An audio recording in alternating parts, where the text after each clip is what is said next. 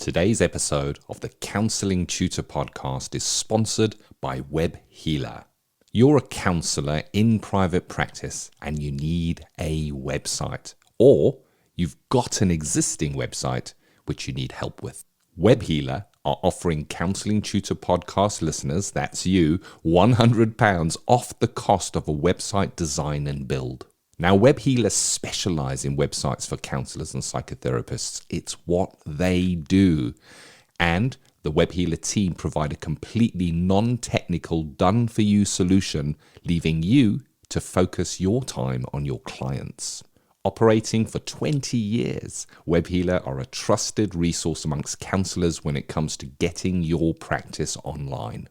So get the package details and claim your £100 off coupon for your new website by going to counsellingtutor.com/website. That's counsellingtutor.com/website. Welcome to the Counselling Tutor Podcast, the must-listen-to podcast for students of counselling and psychotherapy. Here are your hosts, Rory Lees-Oakes and Ken Kelly. Hi, I'm Rory, and with me, as always, is Ken. How you doing, Ken? How are you doing today? I'm all right, thank you for asking, Rory. And both Rory and I hope that you are well. You've joined us for the Counselling Tutor Podcast. It's episode 259. And we've got 3 stops on today's journey, starting off with that theory and practice, where we look at a little bit of theory and we see how does that come alive in the day-to-day practice of being a counsellor or psychotherapist. And today, we're going to be talking about the topic of preparing clients for breaks. So how do we work with that? What does that look like for the client? But also, how does that look for us as the counsellor? Then into practice today, where we take something that is contemporary, something that's going on now, something that you are speaking about. We speak about understanding your ethical body's compliance procedures. So we're going to be digging into that today. And then into Practice Matters. That's our CPD section of the Counselling Tutor Podcast. You can mark it down on your CPD record.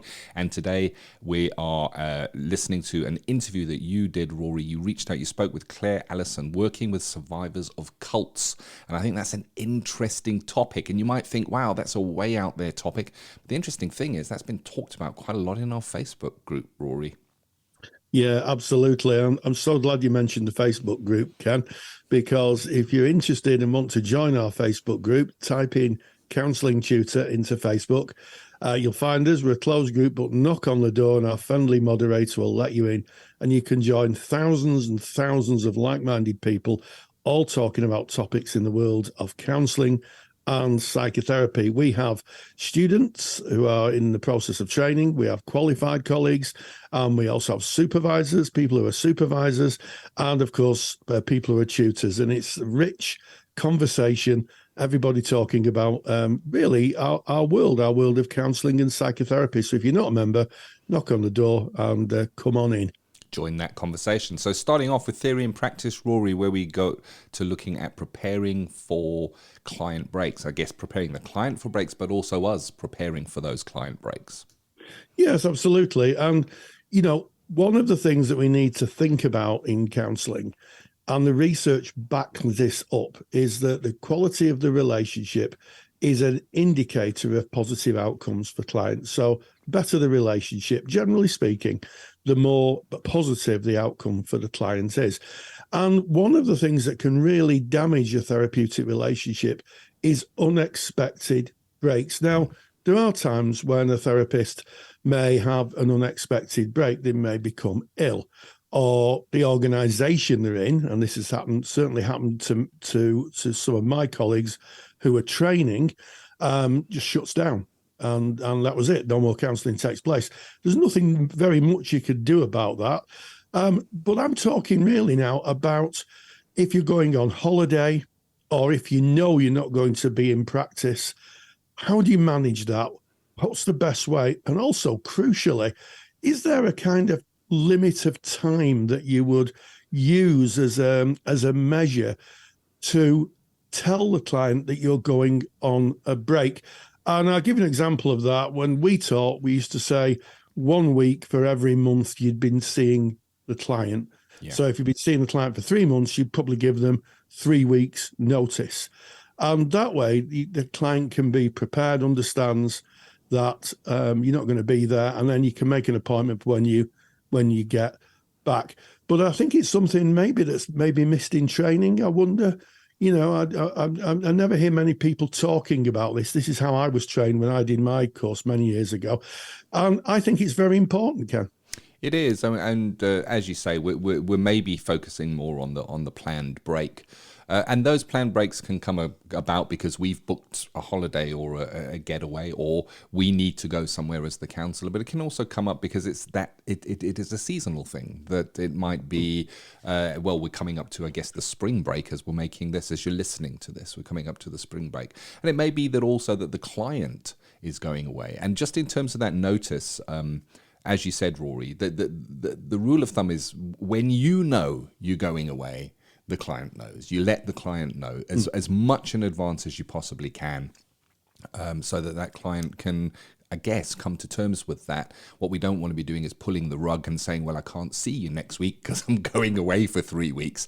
That would be pulling the rug, unless, of course, it's the first session where you would explain that during your contracting. And the reason we do this is because it can bring stuff up for our clients. It could bring up, for instance, an old attachment, Rory, or feelings of loss and abandonment. Even my counsellor is going away at the time that I need them.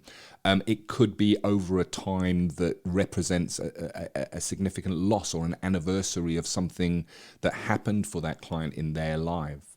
And I guess sometimes certain holidays may hold certain significance or maybe even fears around that, Rory. Yes, absolutely. I mean, in the areas of domestic abuse, I mean, I've worked with people who are terrified of Christmas breaks. Yeah. Because they'd all be in the house together, and really there wasn't any escape. So yes, it's about careful, empathic listening and picking up those clues. If a client mentions that, then that needs to be thought out when you're planning a break, or if there is a break. But I think more crucially, Ken, if we're working with clients who may be in a very difficult position, maybe clients who are thinking of taking their own lives. Yep. We might need to put in some form of support plan. We might need to get all the professionals in place. We may even, and this is something I'm known to happen, we may even have another therapist who may be available to see the client in that interim. I mean, that is very unusual, but it's not out of the realms of possibility. Certainly for somebody whose risk profile, a client whose risk profile is quite high. Definitely. And I guess if you're working with a client that does have that high risk presentation, again, it's the time given and the preparation in the lead up to when that break may be. And, we were speaking about what that might bring up for the client. It may well be that they can't afford a holiday. Maybe you're going on a holiday and you're going out of the country to the sun. And maybe the client can't afford a holiday like that, and they're kind of fantasizing what that might be like for you and almost living through your holiday. So there's a lot that we need to, I guess, watch out for. But at the same time of that, and I will come to some kind of management of that risk in a moment, at the same time, we need to recognize that we speak about self-care so often as counselors, as psychotherapists, and we need those breaks. We have to take those breaks in order to be there. It allows time for our self-care. It allows us to rebuild and reflect, look at our caseload. How is that working? Reflect for ourselves. Come back to, I guess, a place in our life. And I guess one of the things as well, Rory, maybe it sends a signal out to the client, which is maybe positive, that boundaries exist in this relationship, that counseling doesn't last forever, that the counselor is not there as a person of dependence, but to create independence. And maybe within those breaks, there is a certain element of that is shown, the realness of this is a temporary time that we're going to be spending together, and I will need to go away at times.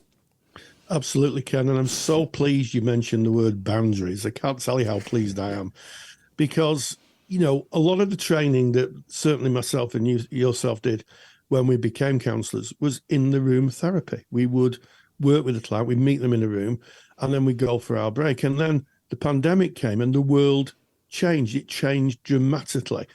Online therapy was virtually a niche activity. until 2019. And now it's a mainstream activity, people meeting up on video platforms or telephone therapy. And I think there's a bit of mission creep comes in, where a therapist may very well say, I'm going on holiday, and the client says, oh, I really need a session next week. And it's like, well, we're online, I'll just work from my hotel. Or what happens if the client says, I'm going on holiday, but I need a therapy session? What do you say? And I think this is particularly important for students who may be doing their hours online. It has to be thought out. First of all, if you're going on a break, that break is for you. It's about your self-care. That's the whole point of having a break. So you might want to think about that. And also, if the client's going away and they want a therapy session while they're on holiday, that needs a lot of consideration. And there's a lot of moving parts to it. Where's the client going? How do you get emergency assistance to the client? Can you actually counsel the client in the area they're going? Some parts of the United States, it's a regulated profession. And I think, we've both been here, Ken, we've both been here, trying to accrue those hours, is a big thing in counselling. People put marbles in jars or jigsaw puzzles, and we see it on our Facebook page all the time, and it's great to see. But I think there could be a temptation maybe to think, I really need those hours, certainly as the course is coming to an end. And I think that if you're thinking of working online, either while you're on holiday or the client is, you need to speak to your supervisor. And if you're a student, you definitely need to speak to the practice manager. Definitely need to speak to the practice manager, because it doesn't take much for things to come unpacked, Ken. Indeed, Rory. And that's, I guess, why we built the training, the online and telephone counselling course, because it covers what you need to look out for. And working outside of a jurisdiction is a very slippery area indeed. If that client is going away, or indeed you're in a different country and thinking, I'll just jump on the laptop and do a little bit of counselling there. It needs to be really thought through, and it can be done if you do it correctly and plan for it. And I guess so, if we're coming towards that break and we've been letting our client know, what we might be watching out for, Rory, are those signs of dependency. And again, counseling psychotherapy is about independence. We want to make that the client, the goal is that the client is independent, that they are well, that they can face their life and they can live it to its full for them, for the fullest they can. So what might we look out for? So one of them might be, we might look at that the anxiety within the client starts to rise as we're getting closer towards that break time. Statements like, oh, I don't know how I'm going to cope when you are away. That is another sign that maybe that anxiety is building within that client.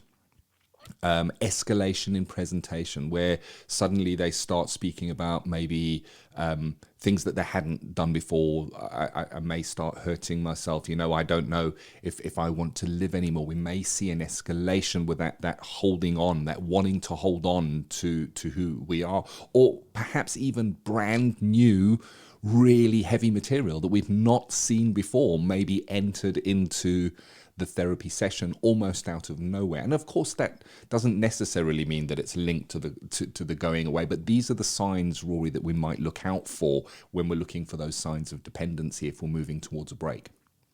Absolutely, Ken. And also possible fracturing of the therapeutic alliance. Yeah. So, for clients who may have a presentation, maybe a neurodiverse presentation, maybe an attachment presentation, may start to say things like, you're just leaving me. You're going away. You've abandoned me. And you might be dealing with, levels of projection, generated from transference. And just to remind everybody, I'm sure that people are quite know what transference is. We talked about it on the podcast a lot. And that is where you meet somebody and the emotions of the past are overlaid onto a new relationship. So you meet someone and you think, I really don't like those people. They're terrible. And then you realize that they remind you of, an old relationship or a parent or a teacher. And you're judging that person by the relationship of the past. That's really transference in a jar, really. And it's working with that And you're right, Ken, presentations can escalate, clients can go backwards. And I think that the real thing to do here is to voice what might be the issue. As a therapist, you would say, I've noticed that things have got a lot worse since, we're going towards a break, and just wait to see what's said. And it might be the client says, well, actually, right, I'm not sure how I'm going to cope without you. In which case you can then go into map support. You can, I used to do it on a piece of paper. Or who can you go to? Who can you speak with? What's available to you? And they can take that away. They can take that away as a little map, a little support map. Always very, very useful, and maybe not very person-centered, but I think quite useful in terms of support. And we have to work with clients where they are. Sometimes you respect the theory, and then we just have to do just a little bit more when we're working with clients. But I found the support map very, very useful, Ken, in the past. Definitely. I mean, mapping support, I hear what you're saying, it's not person-centered, but it is good ethical practice to map support, not mapping support. And if something should happen during that break, I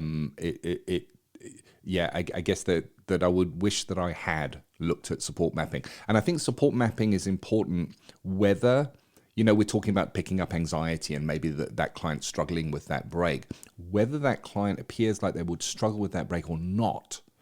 It is good practice to map support anyway, because you might be away maybe for 2 or 3 weeks. So you might say, I'm going to be away.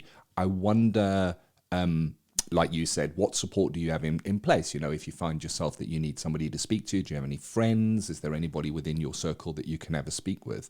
We might look for agency support. So within the agency, and you've already mentioned this, Rory, that on those rare occasions, you might have somebody else that they can sit in on, even if it's just hand holding and that they don't go into full blown therapy, just somebody to be with during that time. And this would be mapped out with your agency. And then, of course, it's always good practice to give over blue light information. Like if you find yourself in terrible crisis and you don't know what to do, here's a telephone number. This is the Samaritans or something like that. So we would definitely map support anyway, even if the client seems okay and robust, just to make sure that there is something in place for while we're away, Rory. Absolutely. And in some of the early literature when I studied, there was even the notion that your supervisor could stand in if they were happy to do that. I don't know how that maps now to modern practice. I wouldn't imagine many supervisors would be happy to do that. But there has been in the past a tradition. And what I would say as we kind of come to wind this topic up, Ken, is that if you're in placement and this happens, you need to speak to your practice manager. You need to, or the person who does the referrals, because I think that that's a principal thing to do. It's an okay thing to do. They'll welcome that, the practice manager, who, it can appear very daunting when you're a student and you've only been in practice, a few weeks, and you're thinking, I'm going to have to ask for help, and ask for that help, ask for that support. That's what they're there for. And it could make such a difference to a client. We're all about the clients at the end of the day. And just highlighting it with your practice manager, your practice manager is going to be more experienced, may be able to give you some direction, or may be able to help you put some support in place if the client is in a very difficult place. So to close this off, Rory's made a super duper handout. You really want to get this one. It is all about preparing for client breaks, good practice in counselling and psychotherapy. It covers the significance for the client, the significance for the counsellor, significant occasions, signs of dependency, mapping support, and good practice. And I'll end on this good practice, and then I'll tell you where you can go and grab this super duper handout. So always plan any breaks in advance, if possible. Contract for them where you can. Allow where you can at least 1 week's notice for every month you've been working with the client. Look out for those signs of dependency that we spoke about, and work with them as they arise. So it's not just about noticing them. Work with them. Mention them as soon as you see those.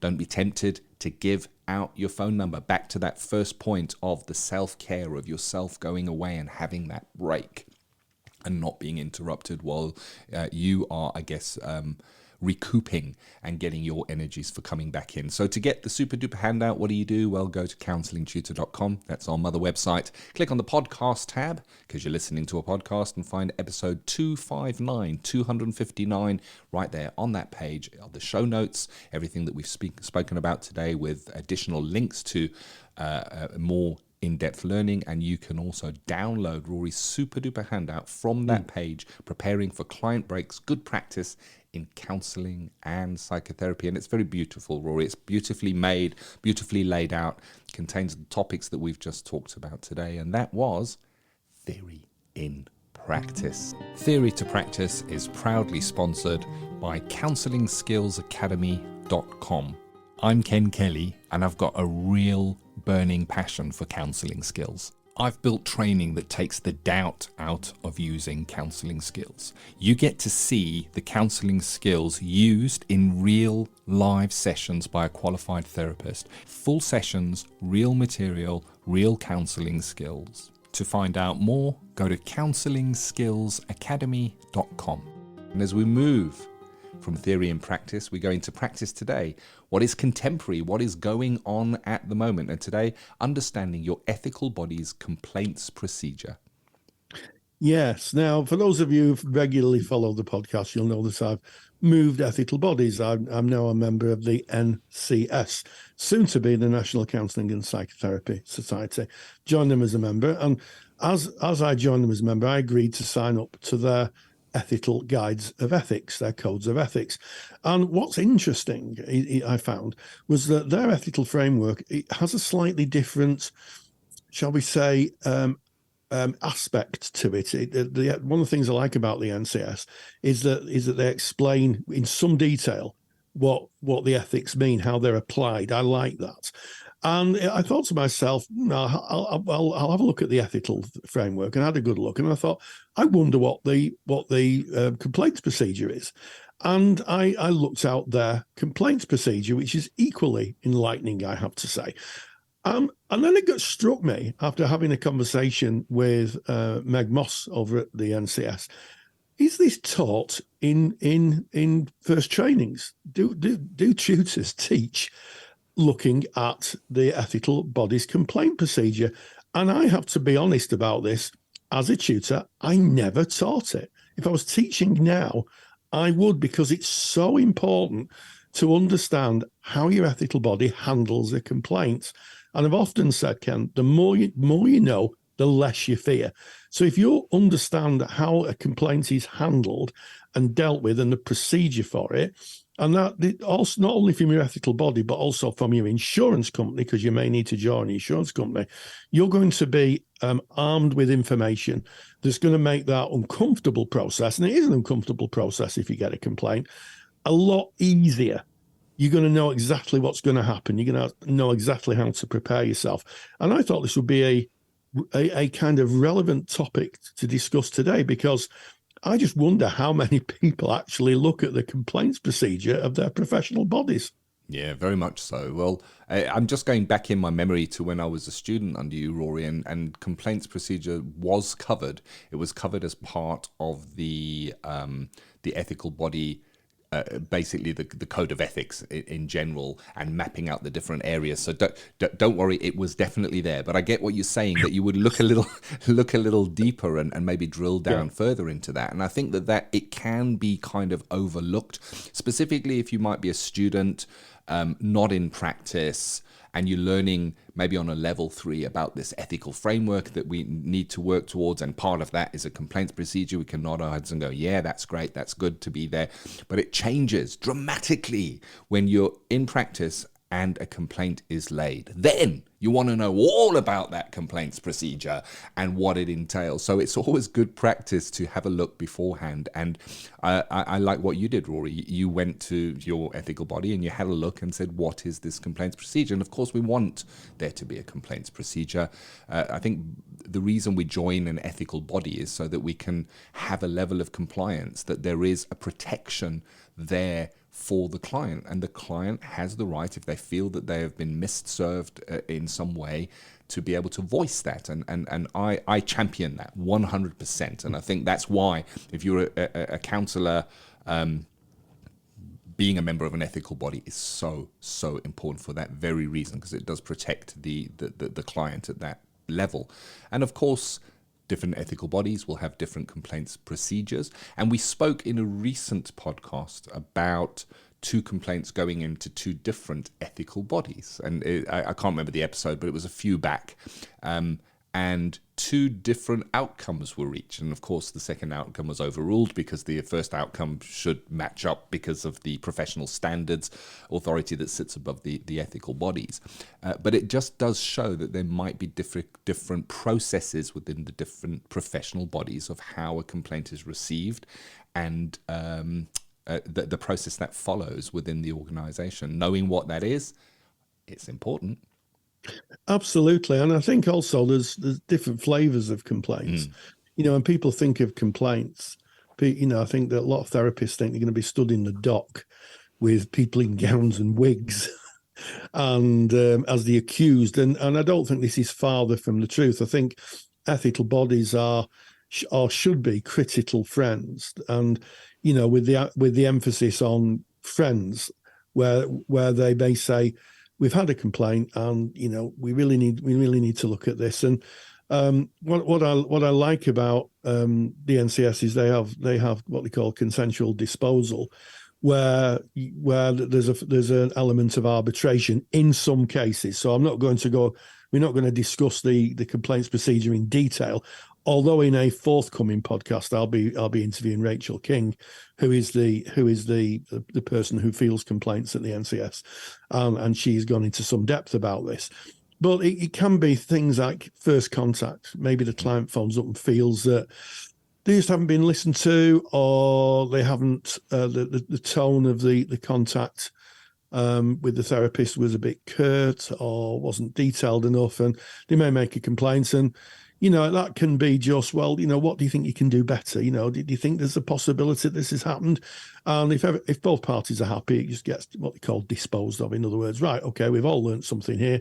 The client's gone away, feeling heard. You're going to go away with a little bit more knowledge about, that area of your practice. That's it. No harm, no foul. And we're away. Of course, there are going to be some complaints which are very serious and would need to go to a board to be heard, a more formal hearing. But I think it's really, really useful. And I think it's also very useful to think about what type of complaints can get made.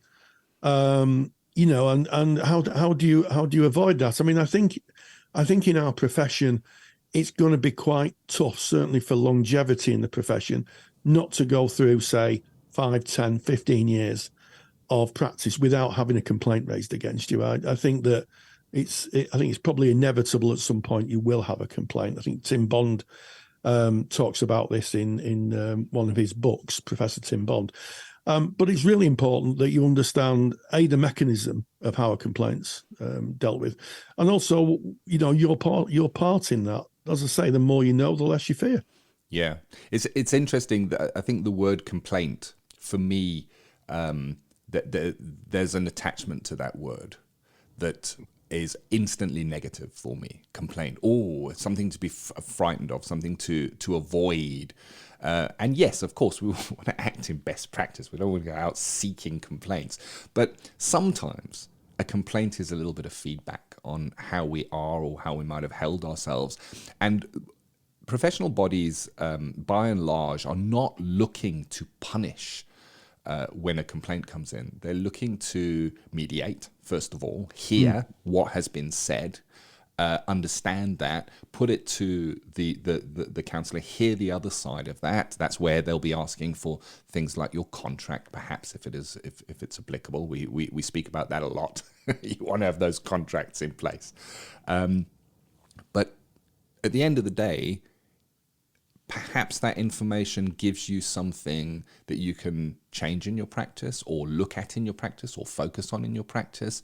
So it can be a positive. And I think, I don't know the statistics, and when we have our guest from the National Counselling Society speaking about the complaints procedure, maybe we'll get more information on it. But I would imagine that most complaints are resolved prior to sanctions, and sanctions being where a counsellor maybe is asked to step down from counselling, or maybe write a reflective piece or whatever that may be. Absolutely. And as I say, you're right in what you say. A complaint has so much kind of value. It's a value-laden word, isn't it? That usually focuses on the negative. In my experience of professional or ethical bodies, we can use the term interchangeably. They're not going round. They're not like the secret police going round investigating every member. They work with what's brought to them, and you are right. And in fact, you made reference to that Lidl case where two ethical bodies, one had disposed of the complaint, and then the other ethical body prosecuted it because the person was a member of two ethical bodies. And the judge was less than complimentary about that process. And it probably changed the way the ethical bodies work now. Once it's disposed with one, I would imagine, although I don't know this for certain, it would be disposed of by another unless any new evidence came up. But I think it is an essential part of running your practice, certainly for a private practitioner, and even for a student, to understand the complaints procedure, and have a look at it. It's not scary.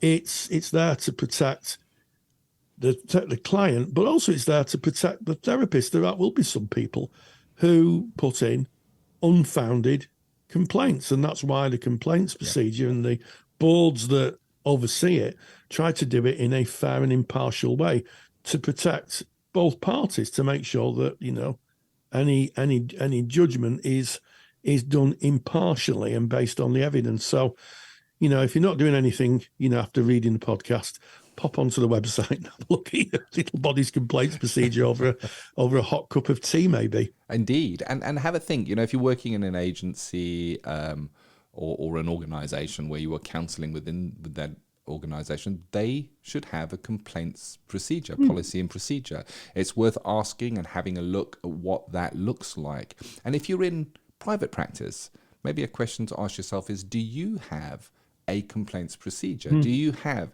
clearly signposted information of what a client can do if they do feel unhappy? And that may be linking to your ethical body and giving them the process of how to lay a complaint. And that's the transparency that we want to be working with. We want to make it clear, maybe in our initial contract, that the client does have the right to complain, and giving them the path to do that. Because perhaps the client may wish to lay a complaint but be too embarrassed to ask you because you are the counsellor, the one that they want to complain about.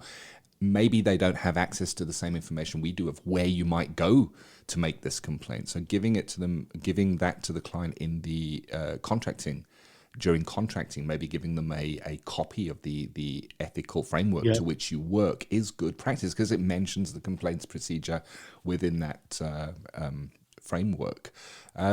So have a think. Have you got a complaints procedure, a policy on your website or in hard format that you can hand to a client? I think it's a good topic to have a think about and discuss, Rory. Yeah, absolutely. And from the client's point of view, and we always should be seen through the optic of the client, how refreshing to meet a professional who says, I'm here to try and help you make sense of what's going on, but if you feel you need to make a complaint, here's all the details. I mean, that is so reassuring, isn't it, to a client? The fact that you're balancing out the power right there. By that statement, you're balancing out as much of the power in that relationship as you can. You're saying, I'm accountable. I'm accountable to this organization.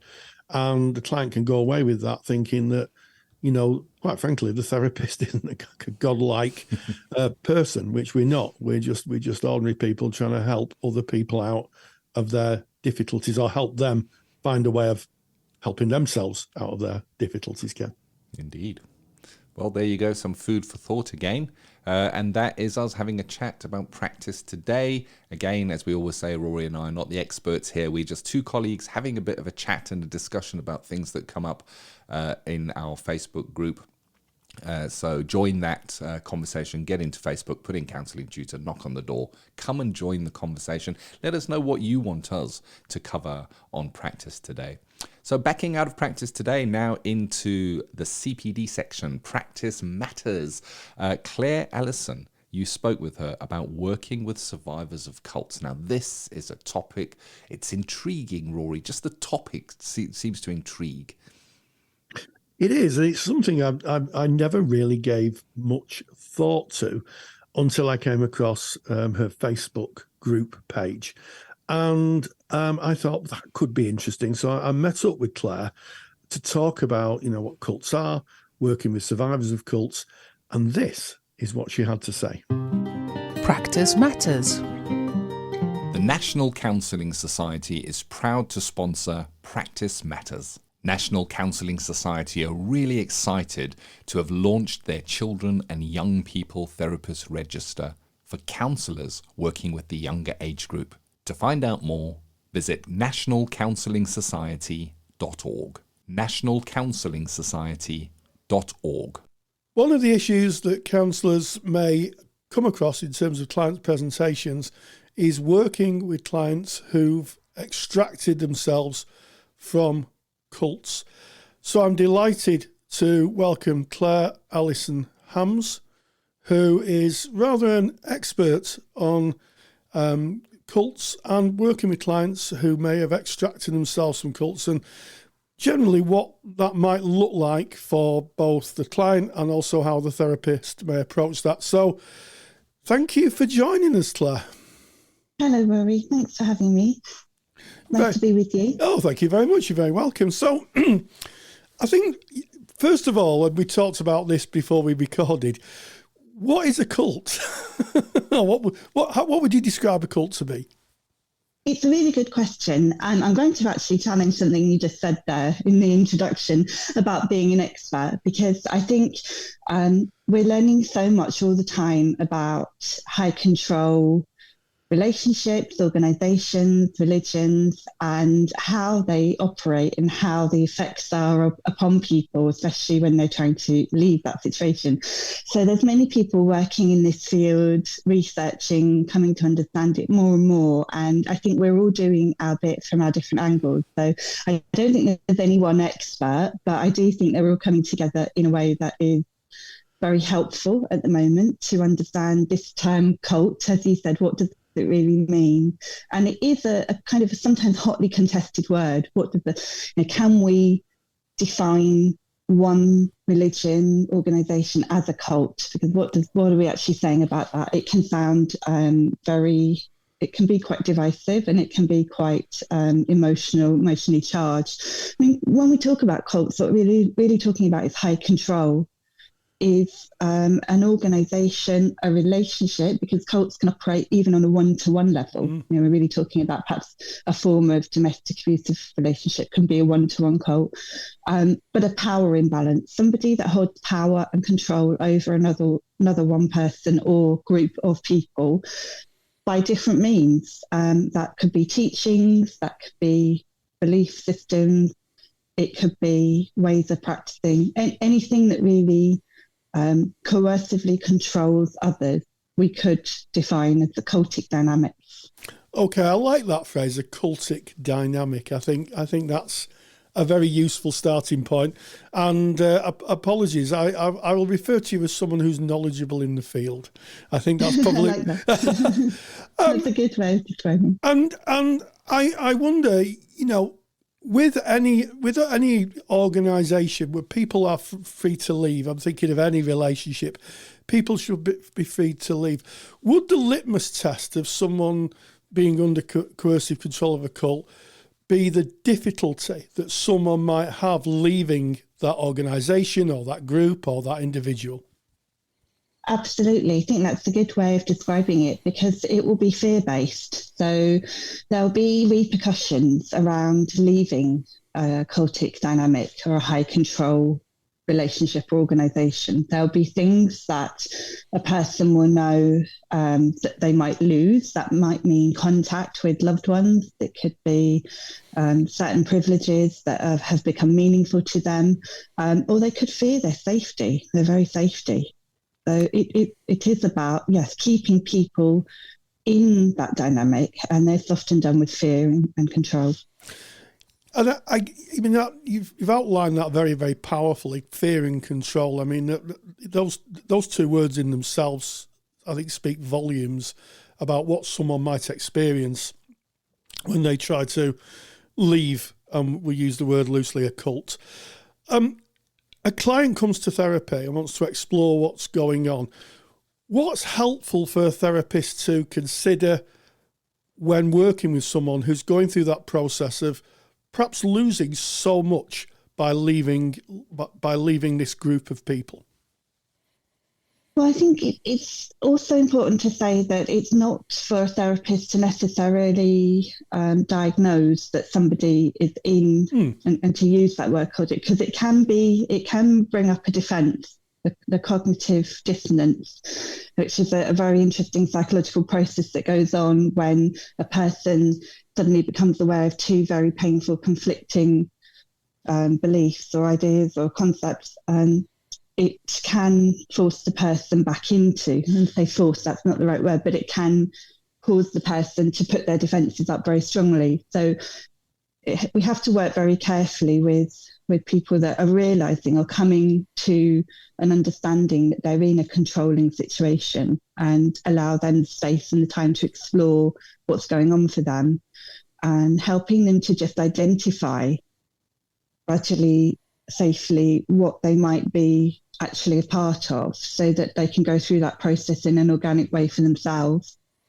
So it sounds to me like it's important for the therapist not to use terminology or to label, but to allow the client to be able to understand what's going on and their own process within that decoupling from, the organisation, if we'll call it that they're moving away from. Yes, it may be that the therapist becomes increasingly aware that there is a lot of control in the client's life, but it may take time to make sense of what really is going on. And it's just being aware of the complexity of that level of control, that the client may well feel that they've made this decision themselves, that they've exercised their freedom of choice or their free will to be in, whether it's a religion or a relationship, and that they're choosing this.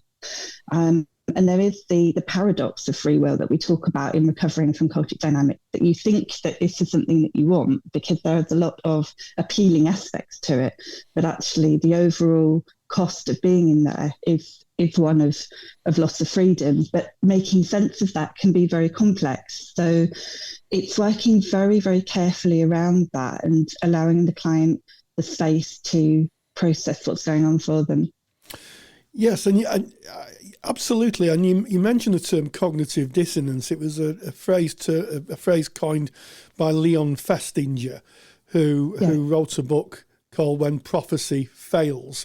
And I'd encourage anybody who's interested in cognitive dissonance to buy the book and read it, and to not to go too far into the book, but he spent some time in the 60s with a group of people who believed in aliens and flying saucers and the end of the world.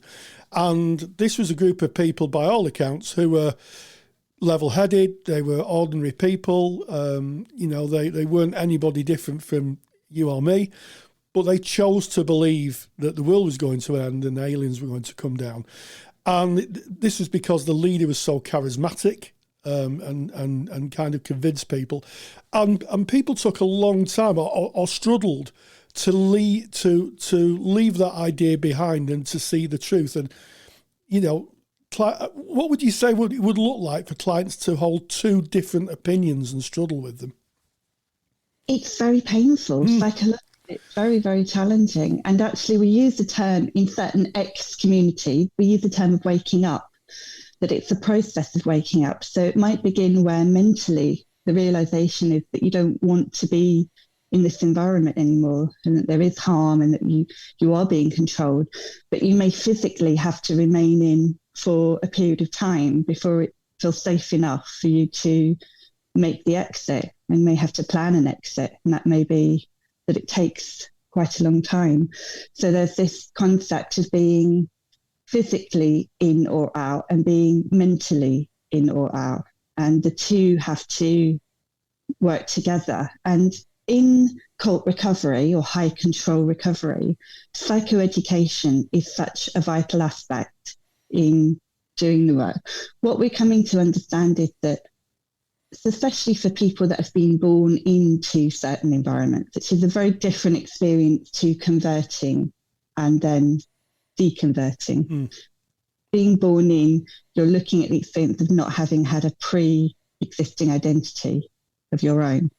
So the processes that people go through can be very different and very complex around coming to understand what they're part of, making a decision about wanting to leave, and then actually executing that decision in a way that feels safe enough for them. And it may be that there's a huge amount of loss, a loss of community, a loss of home, a loss of things that have been important. But there has to be that tipping point that is reached where the person realizes that actually the loss is bearable because it will give the freedom back that they don't have at this moment.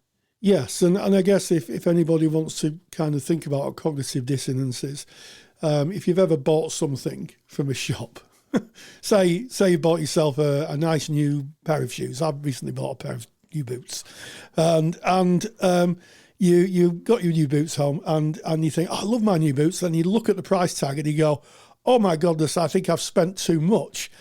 And you have this kind of uncomfortable feeling, should I take them back? Or should I keep them and just kind of acknowledge the price of them? That would be, sometimes it's known as buyer's remorse at that level. But that's the feeling where your actions and your thoughts have to align.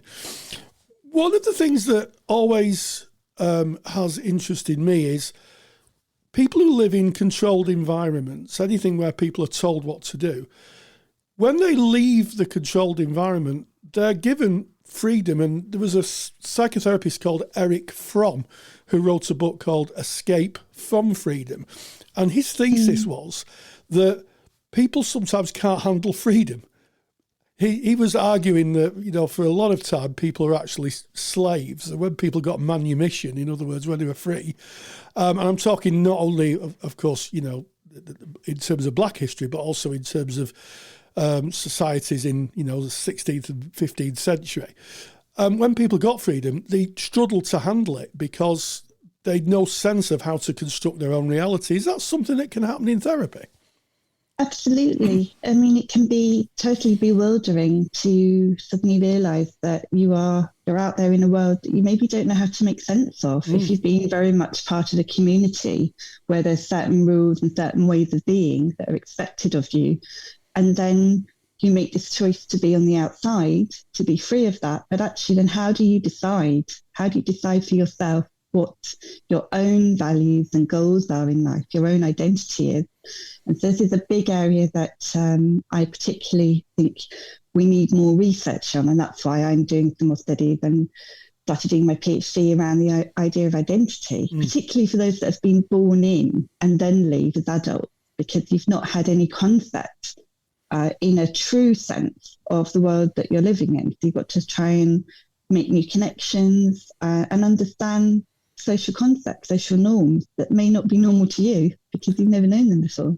Absolutely. So it can be very frightening, quite frightening. Really. Absolutely. If you've lived in an environment that's been dictated and then you have to make your own way in the world, you have no roadmap because the roadmap was created by somebody else. So I'm kind of guessing that the therapist's patience, and sometimes we call repatriative style, where they are co-regulating the client, is going to be really important in this. Very, very important, that holding environment, just a feeling of safety within the therapeutic relationship, so that the client knows that without judgment, they can come and talk about some of the choices they may have made, the exploring that they may be doing around their own identity and their own practices, and just having that freedom to be able to be who they're discovering they are within the therapy, so that they feel a sense of, to a degree, being understood. And they may not understand themselves, and it's a process, but being together in that space can be very powerful. Yes, it's interesting, and sometimes there's this term, I don't particularly like it, of arrested development, but what I've sometimes seen is that some clients are stuck in a certain developmental part. And I often say to my supervisees, if you're listening to a client, just close your eyes for a second and listen to how old they are, because that will probably give you an indication to where emotionally they are, and you meet them there. Would you say that is a good kind of axiom for working with survivors of cults? Yes, I think that's a really important point. There will be, as you say, emotional stunting to a degree of growth. You need to go through certain stages in your recovery to reach those points that others may have reached, in terms of just life experiences, sometimes in a physical sense. So some high control organisations don't allow certain activities, such as, for example, celebrating your birthday, or certain things that allow you to have a sense of who you are year on year. There's a certain pushing down of the self, because the cultic rules, dynamics and goals have to take priority. So the person is really living through the cult, through the high control. And so having to grow in that sense of self, grow in actually feeling okay about putting yourself first in life. Yes. And that's very true. It's an emotional stunting that's occurred that needs to be understood by the therapist. Yes, I'm struck there's an existential element to this. It was Sartre, I believe, who said that, you have to decide when people move to control their own lives, they move from essence precedes existence. In other words, they're born. He was talking about original sin, Sartre, to a position where existence precedes essence. In other words, you exist and then you find out who you are, you develop who you are. So it feels there's a very existential element to working with clients who are presenting with in recovery from cultish, a cultish background. Yes, it's certainly a form of therapy. It's very useful. I spoke with you before when we were discussing this topic about how you could describe the waking up process, the realization that you're in something that you don't want to be in anymore, as a bit of an epoch. It's this sort of moment of realization that can be extremely frightening, powerful and overwhelming, but also maybe a little bit exciting, because the realization that on the other side of the door, there is a whole different life that you can reach out for. So this life crisis that you go through, and sitting with that in an existentialist perspective, is very important for the therapist. I think that's a lovely way to end the interview, that, there's life on the other side of the door. It's such a hopeful phrase. So on that kind of hopeful note, Claire Alison Hams, thank you so much for joining us. Big thank you to Claire, and massive thank you to you, Rory, for always reaching out and bringing us the information from the experts that are out there. Really, really appreciate it. And we appreciate that you tuned in and you listened, because this has been Counselling Tutor Podcast, episode 259. Yes, and we started off with theory and practice, talked about preparing clients for breaks, and also put a more of a contemporary spin on it by talking about the online world and things we might have to think about. In practice today, we talked about understanding your ethical body's complaints procedure under the understated clarion call of the more you know, the less you fear, and encouraged and talked about knowing what the complaints procedure is and understanding how your professional or ethical body deal with it, the processes that they use. And then finally, we caught up with Claire Alison in Practice Matters, and she talks about working with survivors of cults. And as always, stay grounded and stay safe. Take the stress out of your counselling studies and get the support of Rory and I by joining us in the Counselling Study Resource. Counselling Study Resource, or CSR for short, is the world's most comprehensive assignment guidance and study support resource for students just like you of counselling and psychotherapy. See how Counselling Study Resource can help you. Visit counsellingtutor.com. That's counsellingtutor.com. Thank you for listening to the Counselling Tutor Podcast.